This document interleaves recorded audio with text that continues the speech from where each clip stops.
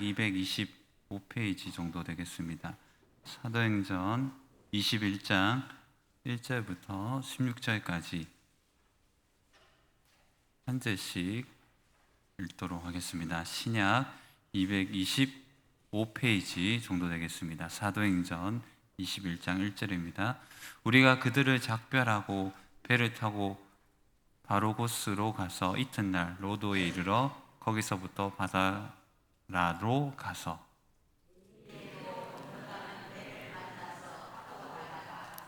구브로를 바라보고 이를 왼편에 두고 스리아로 항해하여 두로에서 상륙하니 거기서 배의 짐을 풀려 함이러라.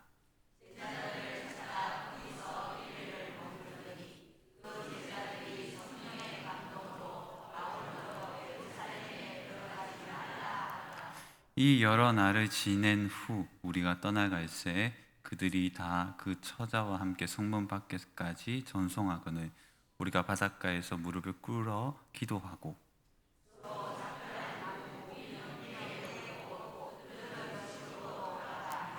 두로를 떠나 항해를 다 마치고 돌로마이에 이르러 형제들에게 안부를 묻고 그들과 함께 하루를 있다가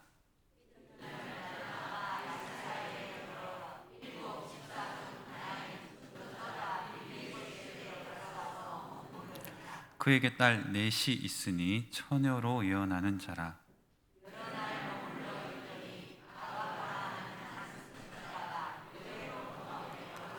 우리에게 와서 바울의 띠를 가져다가 자기 수족을 잡아매고 말하기를 성령이 말씀하시되 예루살렘에서 유대인들이 이같이 이 띠 임자를 결박하여 이방인의 손에 넘겨주리라 하거늘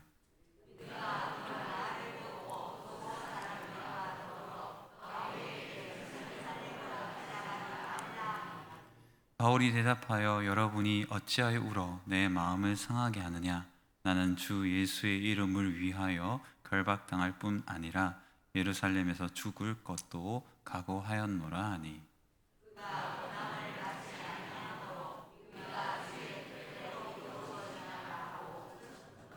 이 여러 날 후에 여장을 꾸려 예루살렘으로 올라갈새 가이사랴에 몇 제자가 함께 가며 한 오랜 제자 구브로 사람 나손을 데리고 가니 이는 우리가 그의 집에 머물려 함이라. 아멘. 기도하겠습니다. 하나님 아버지, 수요일 밤 예배로 우리를 불러주시고 또 하나님의 귀한 말씀을 함께 들으며 주의 음성 가운데 우리를 향하신 뜻을 발견할 수 있는 귀한 공적인 시간을 허락하신 것 감사합니다. 귀한 남북의 모든 성도들이 하나님의 은혜 가운데 축복을 받고 하나님의 뜻을 발견하고 하나님의 소명을 이루면서 살아가는 가치 있는 기쁨과 의미를 발견하는 귀하고 좋은 성도들이 다 되도록 축복하여 주시옵소서. 성령 하나님 우리와 함께하여 주옵소서. 예수님의 이름으로 기도드립니다. 아멘. 요즘 날씨가 변덕스러운데 감기 조심하시기를 바랍니다. 여러분 혹시 오늘 이 본문 21장을 본문대로 좀 읽어보면 이제 주제 한두 개가 이제 나오게 되고 우리가 관심 있어 하는 주제 하나가 이제 좀 쑥 나오게 됩니다. 소명이라는 것에 대해서 한번 생각해 보고자 합니다. 오늘 저는 이 본문을 이 소명에 대해서 생각하는 좋은 본문이라는 생각이 들었고 그 내용을 가지고 오늘 여러분들과 함께 나누려고 하는데요. 여러분 오늘 담임 목사님과 이제 몇 군데 신방을 갔었는데 첫 번째 신방간 이제 다 요양원이었습니다. 근데 이제 나이가 좀 있으신 분들이 일하고 계셨는데 제가 뭐 주도적이게 막 관심 있게 보지는 않았지만 일하시는 분들이 그래도 나이가 좀 있으신 분이었는데 표정들이 다 열심히 일하시더라고요. 표정도 되게 좋으시고 그래도 어떤 생계의 부담감을 안고 일하시겠지만 그래도 열심히 일하고 그 일터에서 무엇인가를 열렬히 하려고 하는 의지가 좀 보이시는 것 같아요. 잘 모르지만 어쨌든 이렇게 자본주의 사회에서 일하지 않으면 먹고 살기 어렵기 때문에 그 자체만으로도 고역이겠지만 제 눈에는 어쨌든 그렇게 보였습니다. 근데 한 군데는 굉장히 젊은, 딱 봐도 뭐 굉장히 30 초반 20대 후반 정도 보이는 이제 두 분이 이제 가운데서 이렇게 보고 있었는데 표정이 말 그대로 진짜 이렇게 사람 표정이 없는 컴퓨터처럼 냉소적이고 살아있는지 모를 만큼의 표정으로 사람이 왔는데도 전혀 무표정한 표정으로 건드면 누구 하나 죽을 것 같은 그런 표정으로 계시더라고요. 나 건들지 마라라는 표정으로 일하고 계시더라고요. 그러면 두 가지 다의 나이가 있고 없고의 차이가 있겠지만 뭐 세대에 따라서 우리가 또 뭐 이렇게 시니컬한 비판을 할 수 있겠죠. 여튼 간에 제가 다 판단할 수는 없으니까. 근데 오늘 이 한 현장의 경험을 통해서도 과연 우리의 표정과 우리의 삶의 일터에서의 우리가 어떤 필요적인 맥락에서를 떠나서 우리의 어떤 이 표정과 얼굴이 또 우리의 삶의 이 일터에서의 삶이 또 우리가 하나님 앞에서 부르신 바는 이 소명이라는 단어, 뭐 거창하게 선교사, 목사, 장로, 집사 이런 걸 떠나서라도 결국 하나님이 주신 이 이마고 데이라고 하는데요. 신학적으로는 하나님의 형상을 가지고 있는 모든 사람은 하나님께 소명을 받았습니다. 우리가 인간으로 태어난 그 자체가 하나님께 특별한 가치와 의미가 있고 이 세상에서 하나님이 목적하시는 목적을 이루어야 될 이유가 있고 그것을 같이 한번 따라해 보도록 하겠습니다. 찾아야 한다. 찾아야 됩니다. 그래서 여러분들이 살아있는 동안 인간으로 태어났기 때문에 하나님이 내게 원하시는 것을 이루고 살아가야 됩니다. 아니면 돈 때문에 일하다 보면 얼굴이 그렇게 돼버리고 휴양지에서 얼굴은 행복이지만 일터에 가면 막 죽을 인상이 돼버리는 거죠. 그러면 되게 불행할 것 같지 않습니까? 물론 그 말을 하는 저 스스로도 표정이 별로 밝지 않기 때문에 여러분들에게 너나 잘하세요라는 표정을 가질 수 있어요. 우리 지사님, 수진 지사님은 굉장히 빵 터지셨는데 가장 좋은 표정을 하고 있는 겁니다. 좋은 교회를 만나서 좋은 표정으로 요즘 많이 변화되고 있는데 더 변화돼야 되겠죠. 여튼 우리가 일과 소명이라는 극단적 가름을 하지 않더라도 그러면 정말 소명은 우리를 일과의 차이는 뭘까라는 것에 대해서도 오늘 이 본문으로 찾을 수 있습니다. 우리가 잘 아는 대로 사도 바울은 이방의 빛으로 이방의 복음을 전하기 위해서 하나님이 선택한 그릇입니다. 그는 회심 직후에 바로 하나님 앞에서 그 소명을 받았고 몇 년의 시간을 통해서 갈고 닦아서 그의 삶을 온 정성과 온 시간을 들여 땅끝까지 온 세계의 중심으로 들어가 그리스도 예수의 부활의 소식을 전하는 것이 그의 소명이었습니다. 그러면 우리의 소명이 무엇일까에 대해서 여러분 한번 질문하시기를 바랍니다. 저는 개인적으로 솔직히 요즘에는 그런 생각이 듭니다. 한 직장에서 5년, 10년, 15년, 20년을 한 모든 분들은 존중받아 마땅한 사람입니다. 그 많은 욕과 그 많은 굴곡을 거쳐서 끈질기게 생계를 유지하기 위해서 어쨌든지 살아오고 견뎌냈던 모든 어른들은 존중받아 마땅합니다. 왜냐? 그런 세월을 견디는 건 쉽지 않거든요. 마찬가지입니다. 소명을 부르심 받은 즉시 사도 바울은 죽을 때까지 그 경주를 마치거든요. 그러니까 여러분들에게 소명은 무엇일까 한번 찾아보셔야 되고 오늘 이 시간 발견하시기를 주님의 이름으로 부탁합니다. 그 소명과 일을 가르는 두 가지 단어가 저는 있다고 생각합니다. 같이 한번 따라해 볼까요? 신념과 숭고함. 여러분, 일은 신념이 필요합니다. 신념이란 뭐냐면 책임감이라고 말할 수 있어요. 우리의 모든 일이 가치와 의미가 있으려면 신념이 필요합니다. 그리고 그것을 다른 말로 책임감이라고 말할 수 있죠. 이건 모두가 가지고 있어요. 생계의 책임, 사도 바울로 말대로 사도 바울조차도 그 하나님이 주신 신념, 책임, 하나님이 부여주신 강력한 책임감, 그걸 넘어서는 하나가 있기 때문에 사도 바울은 소명을 받고 죽기까지 복음을 전했던 겁니다. 오늘 사도행전 21장은 겟세마네 동산으로 예루살렘을 향하여 가는 예수님의 길을 보여준 누가 사도행전의 맥락이 강하거든요. 사도가 예루살렘으로 가는 것처럼 예수님들이 예루살렘이 죽을 자리인 줄 알고 가시거든요. 똑같은 느낌이 듭니다. 사실 신학적으로도. 여튼 우리가 신념은 다 했어요. 책임감은 있고 사도 바울처럼 소명을 여러분들이 받았을 수도 있습니다. 끝까지 남편과 아내의 역할, 교회의 역할, 직장의 역할, 마지막까지. 그것도 신념이 필요하죠. 그런데 소명이로 발달하고 발전하기 위해서는 하나가 필요한데 그게 뭐냐면 숭고함입니다. 이 숭고함은 나의 책임감 뛰어넘어 하나님이 주신 관계를 통해서 부여한 나만이 책임감을 넘어서 나만이 할 수 있는 그 어떤 것입니다. 하나님이 여러분들의 직장과 교회와 일터와 그 모든 것을 끝마치고 나서 또 다른 부르심의 어떤 자리에 놓이게 됐을 때 어떤 책임감과 더불어 여러분들을 통해서만 무엇인가를 이루고자 하시는 일을 찾지 않으면 그 모든 자리는 소명이 되지 않습니다. 그래서 소명을 두 가지로 가릴 수 있습니다. 첫 번째는 내적인 소명과 외적인 소명으로 나눌 수 있는데, 내적으로는 소명은 모두에게 주어졌습니다. 그것은 뭘까요?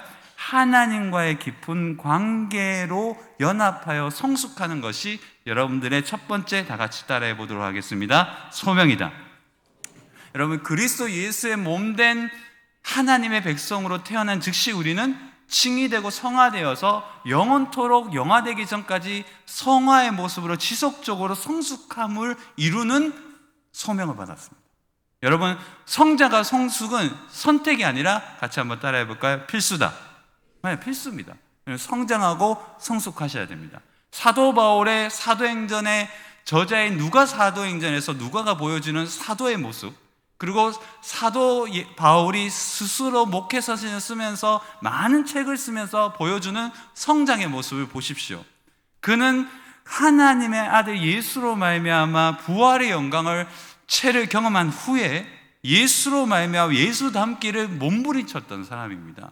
그래서 여러분들의 첫 번째 소명은 어떤 자리에 있든 성장하셔야 됩니다. 어떤 자리에 있든 성숙하셔야 됩니다.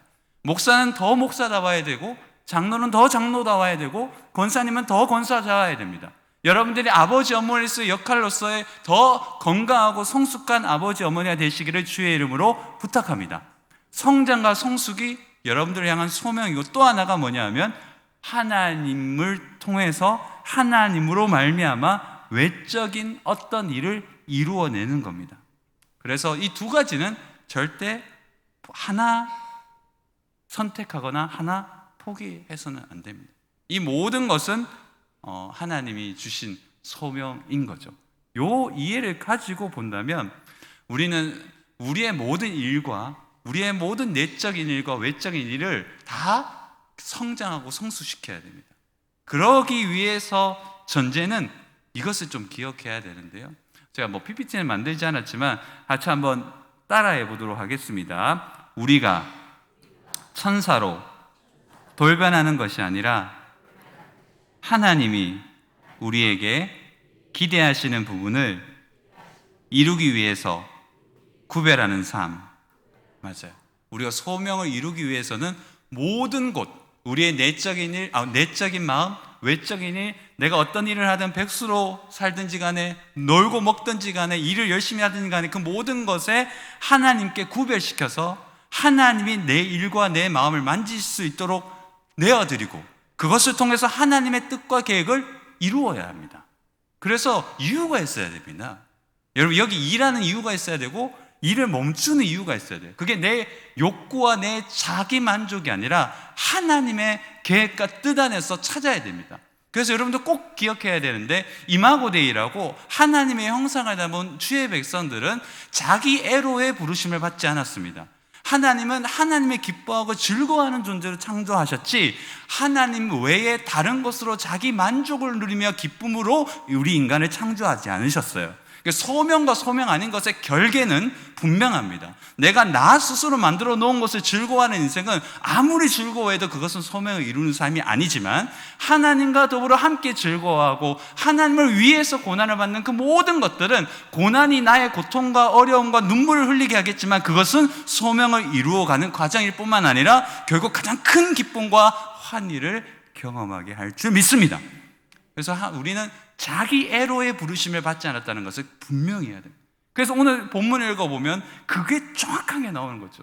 사도 바울은 분명히 편한 길을 선택할 수 있었고, 사도 바울은 다른 길을 선택할 수 있었지만, 사도 바울은 자기의 부르심이 예루살렘에 가는 길이고 그 길에는 현격한 고난과 고통이 자리 잡고 있다는 것을 분명히 봤지만, 그 많은 것을 통해서 다시 반복해서 고난과 고통이 있다고 믿지만 가야 할 길을 소명으로 받았기 때문에 그 어떤 길을 선택하지 않고 하나님이 부르신 길을 가게 되는 겁니다. 소명의 극치는 우리 안에 있는 모든 즐거움을 스스로 박살내는 것에 있지 않습니다. 우리는 그렇게 생각합니다. 소명을 이루거나 교회 일을 하면 즐거움이 반가된다고 생각합니다. 그게 아니라 우리의 즐거움을 같이 한번 따라해 볼까요? 기꺼이 포기하는 것. 맞아요. 강제가 아닙니다. 자발적 강제. 같이 한번 따라해 볼까요? 자발적 강제. 맞아요. 여러분들 여기 자발적 강제로 나오셨잖아요. 네. 자발적이었지만 강제로 나오신 거죠. 그게 나쁜 것이 아닙니다. 성장하고 성숙할수록 내 자리를 찾아가는 거예요. 여러분, 저는 되게 신기하게도 고래도 자기 죽어야 할 자리를 찾는답니다. 우리는 다 알 수 없어요. 향유고래나 흑동고래나 여러 고래들이 그가 죽어야 할 곳을 찾아간답니다. 미물도 알아요. 자기 자리가 어딘지를. 오늘 사도 바울은 예루살렘으로 가야 한다는 성경의 감동을 받았습니다. 미리. 그런데 그 길을 가기 위한 여정을 쫙 펼쳐놓죠. 누가가. 근데 그 길을 막아서요. 우리는 되게 신기한 거죠. 저도 이 본문을 읽으면서 다시 한번 쭉 읽으면서 가는 사람에게 더 박수 쳐주면서 힘을 내라고 밥도 사주고 맛있는 것도 사주고 응원해주고 기도해주면 좋은데 가는 길에 자꾸 막거든요. 여러분 잘 생각해 보세요. 여러분들 어떤 일을 했는데 누가 자꾸 막아요. 내가 기도해보니 이거 아니더라 멈춰라 하면 여러분 멈춥니까? 다시 갑니까? 멈추죠. 지금 그런 사람, 남 얘기니까 그렇게 생각하지 마시고 내가 사도 바울이라 생각해 보세요. 내가 선교사로 지원했고 내가 선교사가 아닐지라도 내가 이 직장을 위해서 열심히 살고 있고 내가 열심히 하고 있는데 누가 내가 기도해보니 너 그 길 가면 안 돼. 내가 기도해보니 딴 길이 있는 것 같아. 야, 그 길 말고 다른 길 하면 우리가 근심하고 걱정하면서 새로운 길을 생각해 볼 수 있잖아요. 근데 사도 바울에게 그 과정이 이어집니다. 근데 그 과정을 통해서 우리가 소명이 어떻게 이루어지는지를 볼 수 있게 되더라고요. 저 개인적으로 묵상이 그렇게 됐는데, 물론 여러 주석을 통해서 이제 발견한 것도 있지만, 여러분 4절에 보면 이렇게 얘기합니다. 우리 한번 4절 읽어볼까요? 21장 4절 같이 읽겠습니다. 시작.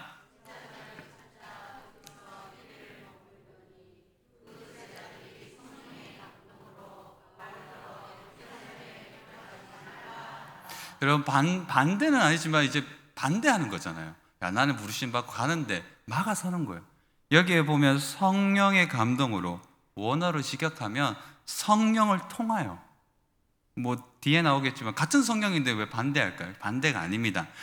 뒤에 나오겠죠. 성령을 통하여 제자들이 막아섭니다. 그것도 사실 이 제자라는 것은 한 번도 만나보지 못한 제자들이에요.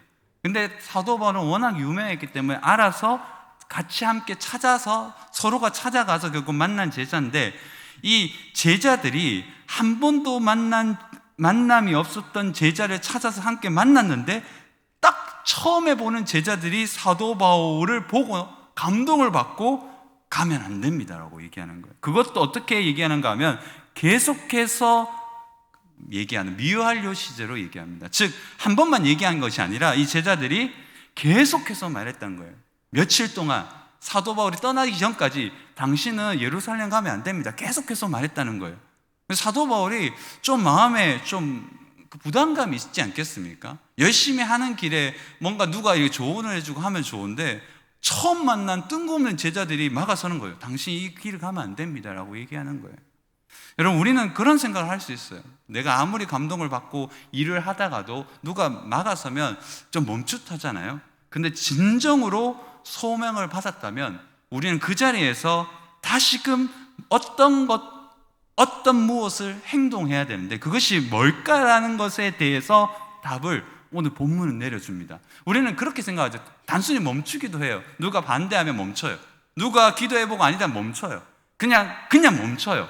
기도해보겠습니다 하고 하지만 사실 그냥 멈추는 거죠. 성경은 그렇게 하지 말고 이렇게 하라고 얘기합니다. 5절 한번 읽어볼까요? 5절입니다. 시작.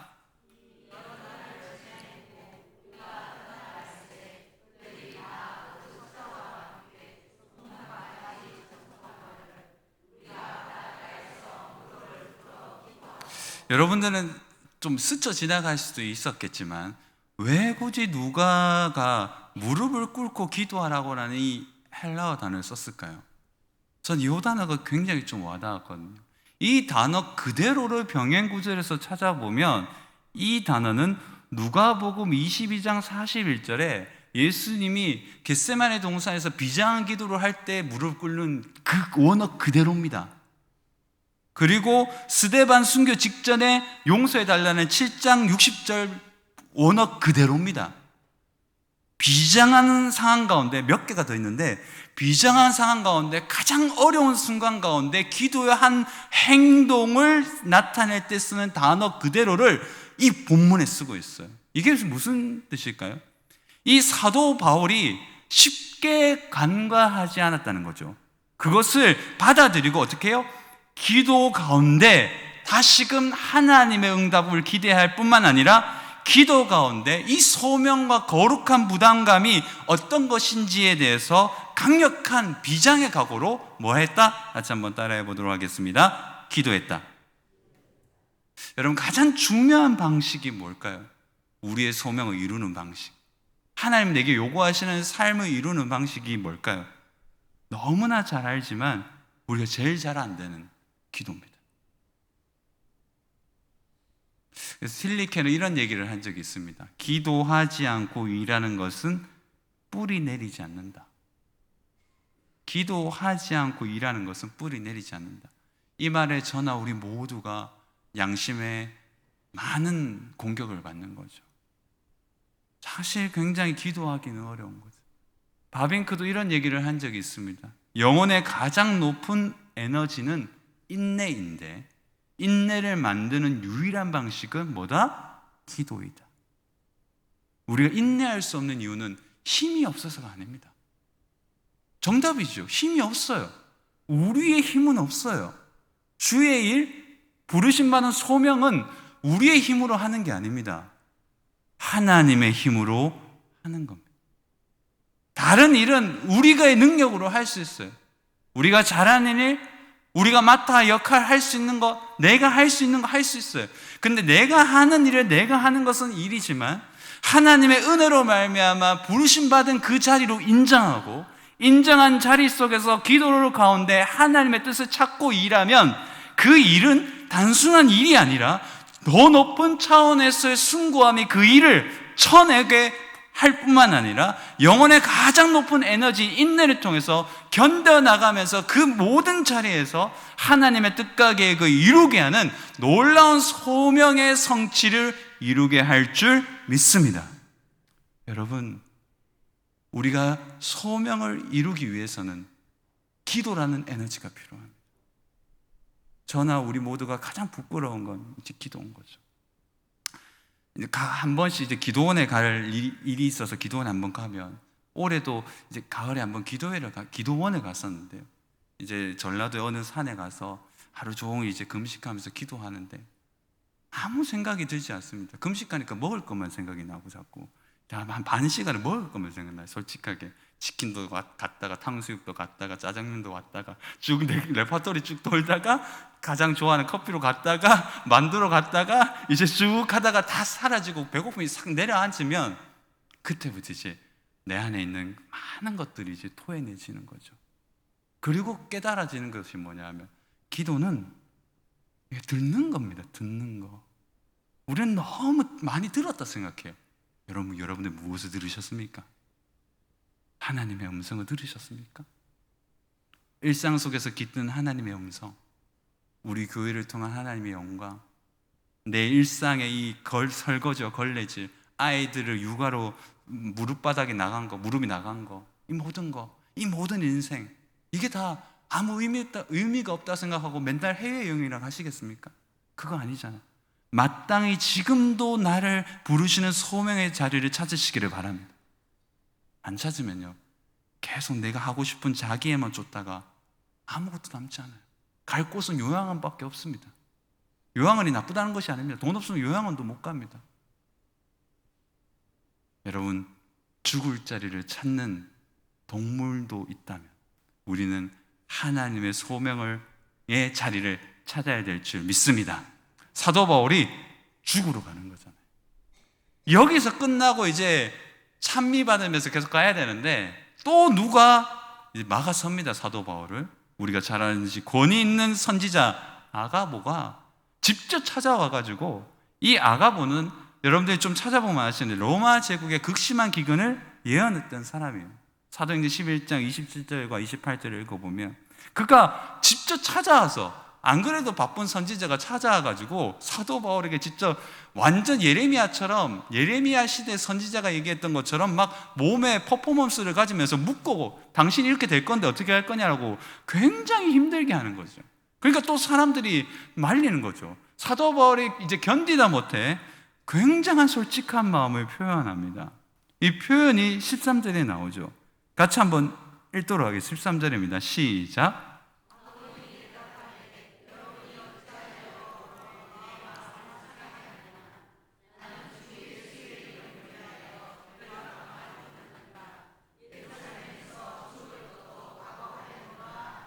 여러분, 내 마음을 왜 이렇게 상하게 하느냐? 하다 안 되니 솔직한 얘기를 하는 거죠. 이 마음을 상한다는 이 헬라어 단어는 돌을 박살낼 때 쓰는 단어거든요.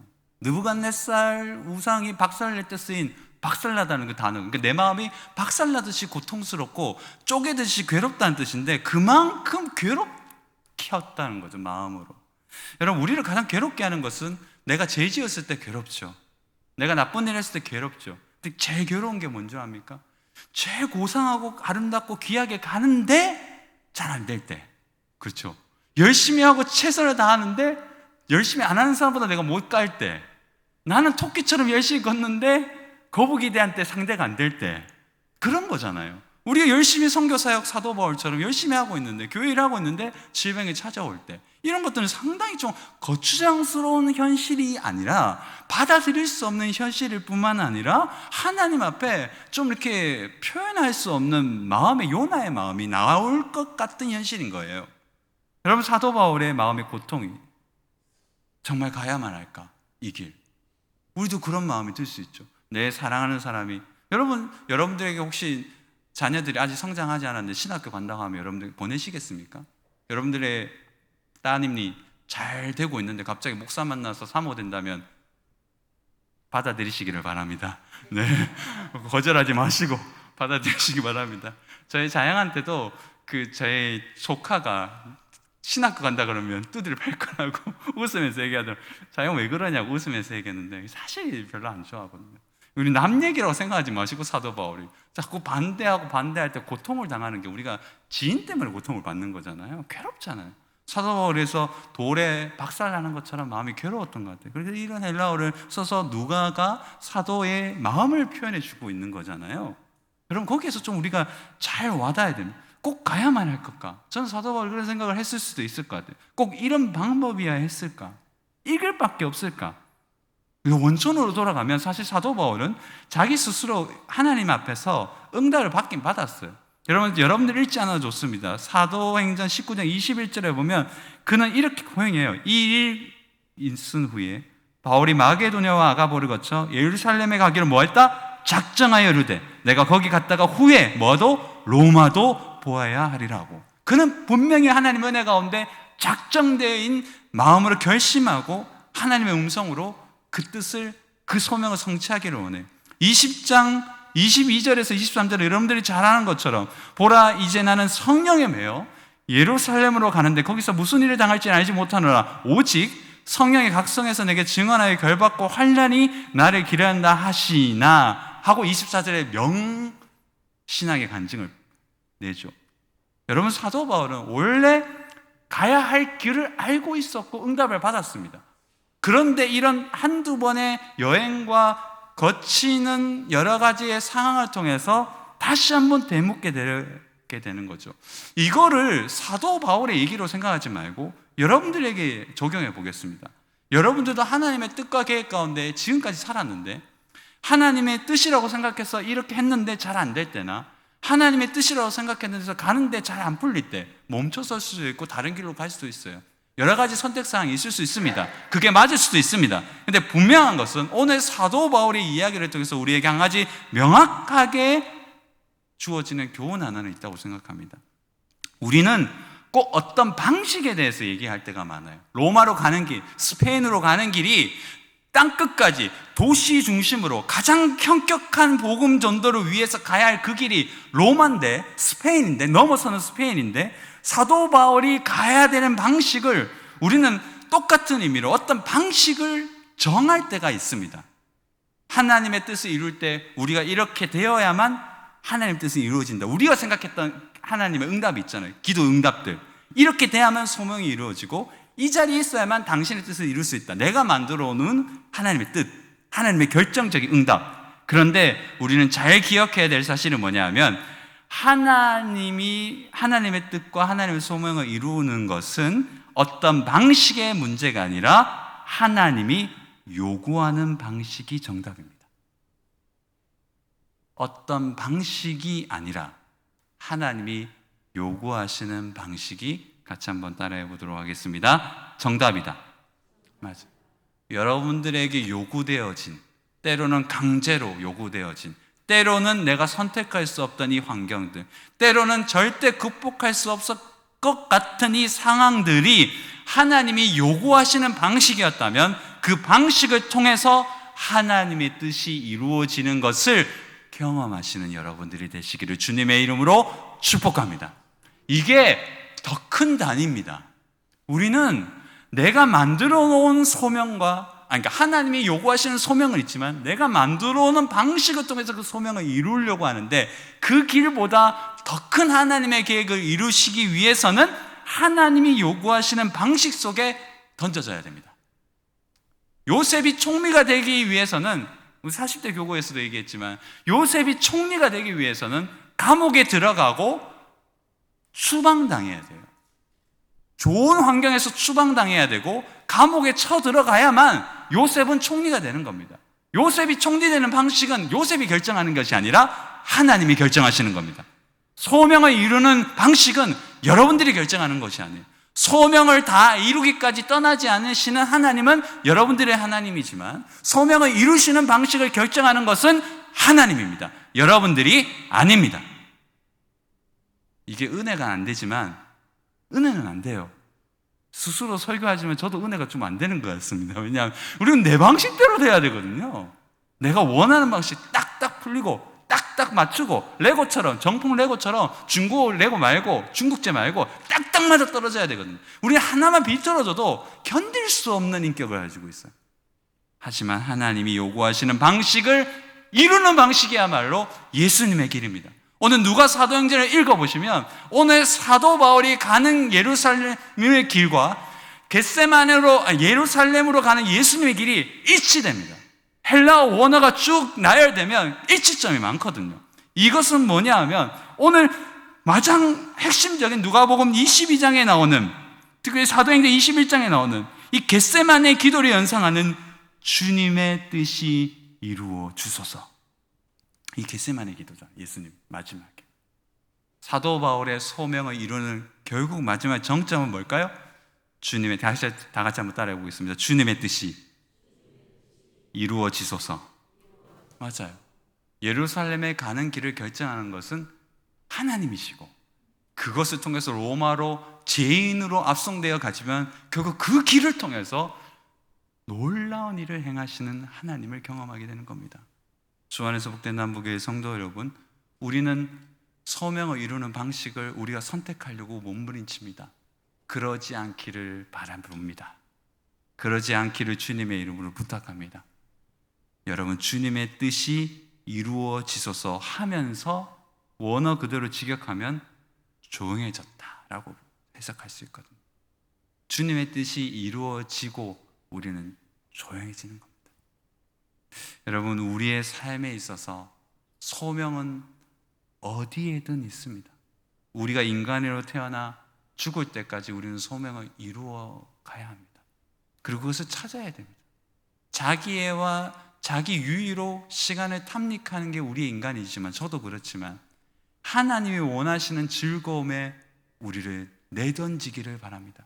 그리고 마지막, 오늘 저는 이 고백이 너무나 귀했는데, 우리가 잘 아는 것처럼 아까 읽었던 사도행전 20장 24절, 내가 달려갈 길과 주 예수께 받은 사명 곧 하나님의 은혜의 복음을 증거하는 일을 마치려 하면은 나의 생명을 조금도 귀한 것으로 여기지 아니하노라. 근데 여기에서 한글 성경은 하나를 해석하지 않았죠. 여러분, 이걸 원어대로 해석하면 나의 달려갈 길과 주 예수께 받은 사명 곧 하나님의 은혜의 복음을 기쁨으로 전하는 것에는, 이 기쁨이라는 단어를 번역하지 않았더라고요. 사도 바울은 지금 죽으러 가는 길에 기쁨으로 가고 있는 겁니다. 이것은 쾌락과 유의가 줄 수 없는, 말할 수 없는 성령 하나님의 탁월한 즐거움입니다. 이건 인간이 만들어주지 않은 겁니다. 밤낮으로 주의 교회를 위해서 눈물 흘리는 자만이, 하나님의 영광을 위해서 몸부림치면서 눈물 흘린 자만이, 주의 영광을 위해서 내 한 몸 불살라본 사람만이 느낄 수 있는 기쁨입니다. 이 기쁨은 사람이 줄 수 없는 것일 뿐만 아니라, 사람이 만들어낼 수 있는 기쁨이 아니라 우리 인간이 가늠할 수 없는 하늘의 기쁨입니다. 이 기쁨으로 말미암아 사도 바울은 죽으러 갈 수 있었던 겁니다. 여러분들의 길이 소명으로 발견되기 위해서는 이 기쁨을 찾으셔야 됩니다. 자신의 한계를 경박하게 넘어서지 않는 삶의 방식이 소명입니다. 경박하게 넘어서면 안 됩니다. 다만 우리 주님이 기쁘시게 하는 그 삶의 바운더리를, 지평을 좁게 하지 마십시오. 난 요거밖에 못해, 난 요중에 한계야. 누가 그 한계를 정하셨습니까? 하나님이 네가 했으면 좋겠다 하면 올해도 끝까지 하십시오. 연말 되면 다 그만두자, 뭐 이런 얘기는 배추나 할 때 포기하시고 그냥 내가 할 끝까지 하자, 요한 갈 때까지 내가 한다, 이런 결단을 가지시고, 주고 나서나 여러분 바자회도 열심히 준비해 주시고, 여러분 새생명 축제 내가 전도하려면 누가 하랴, 그 한 사람을 하나님 찾으시지 않겠습니까? 여러분, 그런 기쁨을 찾으시는 여러분들이 되시기를 주님의 이름으로 축복합니다. 하나님 아버지, 사도 바울이 기쁨으로 이 소명을 마주하고 갑니다. 우리는 도저히 본받을 수 없는 너무나 놀라운 레벨인데, 우리도 그래도 소명이 있습니다. 좀 잘 쳐낼 수 있도록 우리의 이 부족함이 하나님의 소명을 어그러지지 않도록 하나님 도와주시고 우리에게 은혜를 내려 주시옵소서. 하늘이 주시는 기쁨을 맛보면서 이 길 끝까지 가게 하여 주옵소서. 예수님의 이름으로 간절히 기도드립니다. 아멘.